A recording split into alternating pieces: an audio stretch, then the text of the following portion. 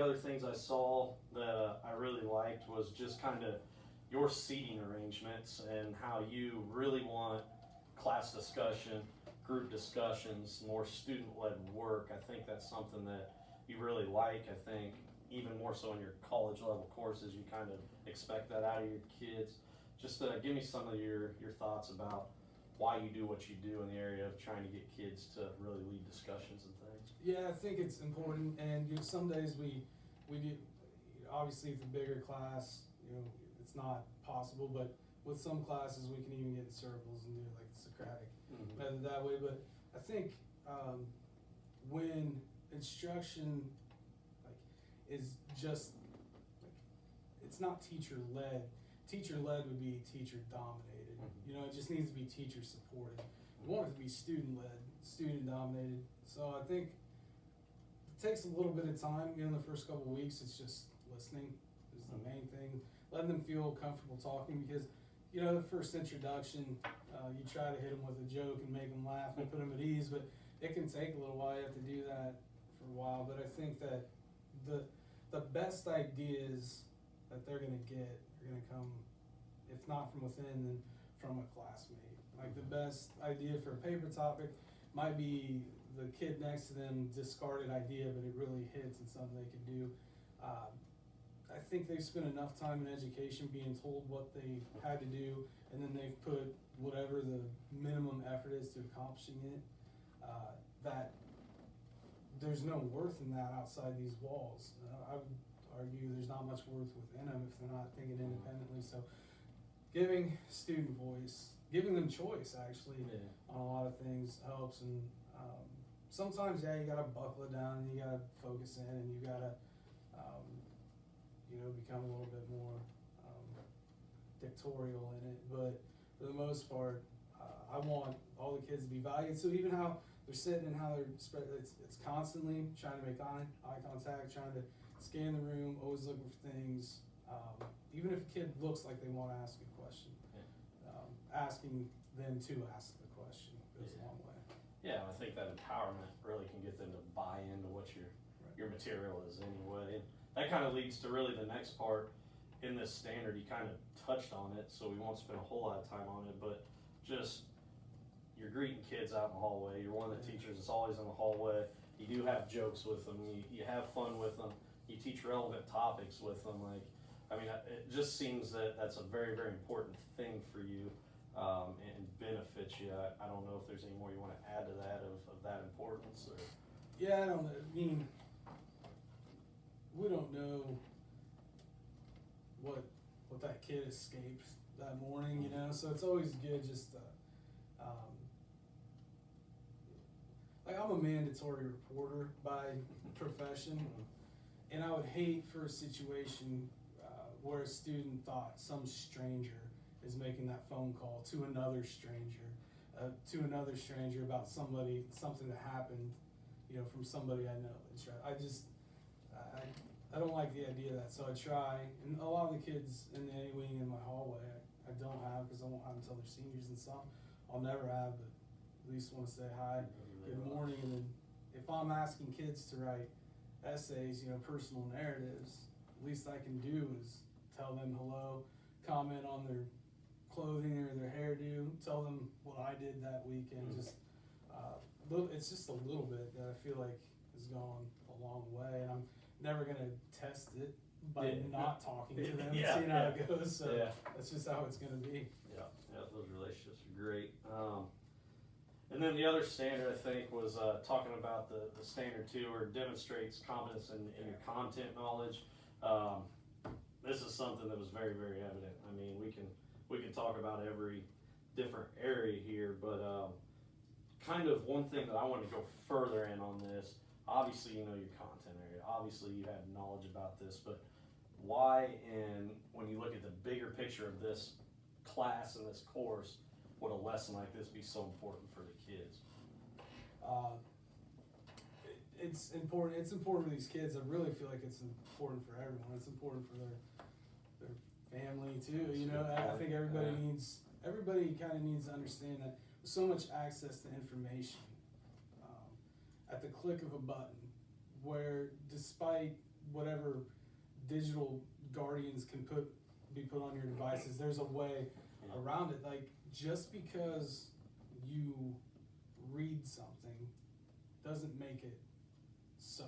I think these students, you know, have been conditioned so long, oh, I've read it in a textbook, so it has to be. You know, I've read it in this, so it has to be. Well, now we have access to all these other things, and you have people, you know, spreading hate and discontent in every corner, Yep. you know, of the digital universe, that I feel like these kids are getting caught up in that, and it's not, their beliefs are being shaped. Like, they don't have beliefs first and then go like seeking. They're being manipulated to believe certain things that are untrue, and that's not just digital. That could be, you know, at home around the table where their dad read something that was misinformation, or you know, just not going out and taking the extra mile to see, you know, taking that extra minute because they want such instant gratification to see, you know, what's true, you know, going to Snopes and finding out if that's a real headline or something, because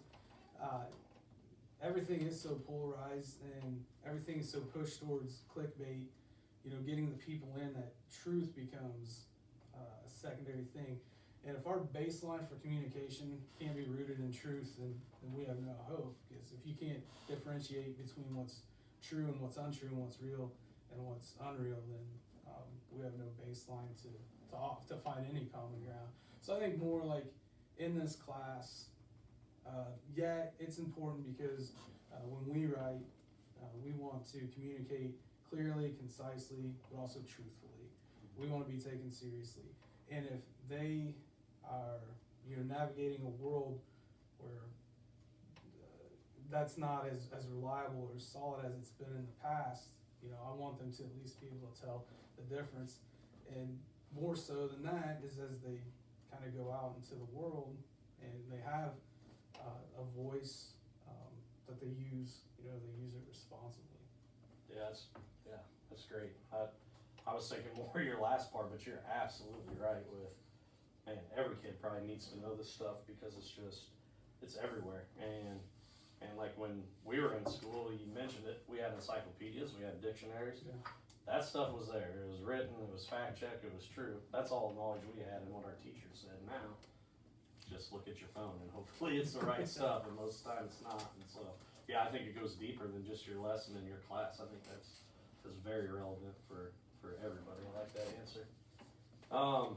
So probably one of the things that strategy-wise, like for improvement, and this is hard. This was my toughest thing when I was in the classroom as well. You do have student-led discussions. You want your students, we just talked about how important it is. How do you get the kid that doesn't want to talk, that not actively participating, how do you get that kid to come in with the ones that are always there? I'm not saying he's not engaged, Right. but he's not involved. So how do you take Yeah. that, or what do you think on that? Yeah, I think so. That's hard. Like, I It's don't hard, have yeah. perfect answer. That's something like I think we all struggle with. It's a loaded question, every day. no doubt. So there's a difference between being like introverted and uninterested. Mhm. So by trying to get to know the kid, I can kind of tell the difference, whether they just don't care, they're just too shy to speak up. And once you've been able to differentiate that, let's just call that the baseline. Neither kid wants to be called out in front of the class. It's like the, you know, the kid who's uninterested, too cool to participate, but not too cool gets feelings hurt. So then it really becomes, that's passing time or just the subtle, hey, stay with me after class. Hey, this is what I'm noticing. What can we do about that? What can I do to get your interest? And again, it's kind of giving them choice a little bit. Now, I have to kind of sign off on it, you know? So it might be for the introvert, the kid who has these great ideas, but just struggles to get them out, doesn't want to speak. They can, like, it can be like an exit slip through a Google Doc. The kid who's uninterested, you know, it's got to be like, so what are you interested in? Because I get it. You don't like writing. Let's be honest. Nobody likes writing. It's tedious. It takes effort. It takes ability. So which one of those three are you most like fearful of? You know, like because you don't want the work, or you're afraid you're not good enough. And then once we kind of address that, we can move forward. But some kids, like, they're just hardwired, and some kids you just never bring back into the fold as try as you might. So Yeah, no, not, yeah, I love that, because in all reality, the whole thing with student-led discussions and having them involved is to make sure you understand they're learning the material and putting it on them to learn the material. So that introvert, if you're having exit slips, if you're having other ways to check, does he really need to be up in front of the class if he doesn't want to, or does she really need to be up there giving a lesson because you want to make sure she understands it? I guess as long as you know that they are learning the material, that's the whole point of it. And then I like what you said with the other kids that are just not, they don't want to be there, they don't want to be involved, they don't want to pay attention, finding out why. Because a lot of kids, when you see that, they're uncomfortable with the material and they just don't want to embarrass themselves in front of their friends. Because normally those are the kids that are the ones that are want the attention, want to show off a little bit, and if they don't know material, they're just gonna shut down. So really like that answer. And honestly, the other one I had for that was going into the checking for understanding the whys, and you just gave me those answers. You know, you just one flows into the next. Yeah, they really do, and I feel very confident in that. I love that answer, because honestly, I wasn't even thinking that way, especially with like the introvert person, but it makes perfect sense for me. I like that.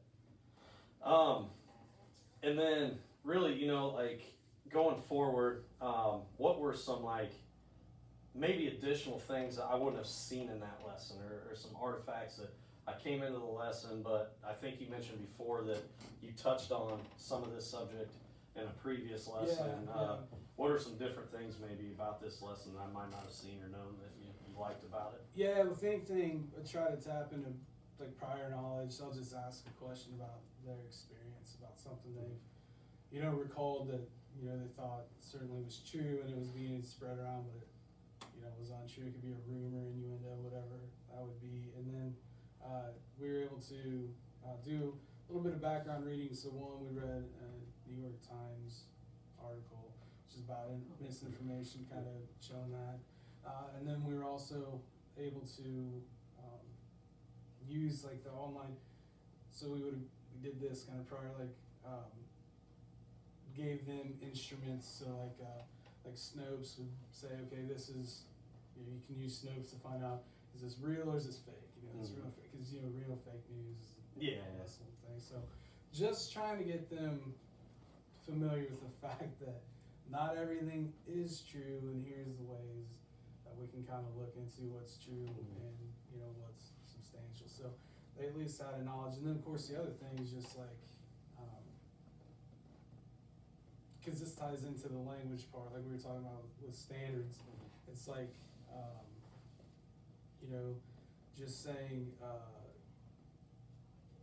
just making an opinion statement like pizza is the best food in the world, right? So what gives that away? Saying something is the best, you know, that's an opinion. But, you know, say pizza was invented in Italy, there's a fact. Like it's just saying something is. So that was ultimately like part of it, like the smaller the nuts and bolts of it. And we were just able to take, you know, 1,000 statements like that. And as we continued on from it, it's like kids can be surprised how, you know, that language, that opinion kind of sneaks in to something, you know, like, so it's always interesting, you know, to hear them come in and just, when they say, this belief they have or this opinion is something like, and then you're like, that's like your, burst our bubble. that's your opinion, right? We really wanted it to be fact, but it's not. I get into this, and this is a different class with a different student, but 7th hour, we get into the LeBron James versus Michael Jordan. Oh, yeah. And what it ultimately comes down to is its opinion. Yeah. I mean, it's... Yeah, you can't ever put a fact on it, because nobody knows what the criteria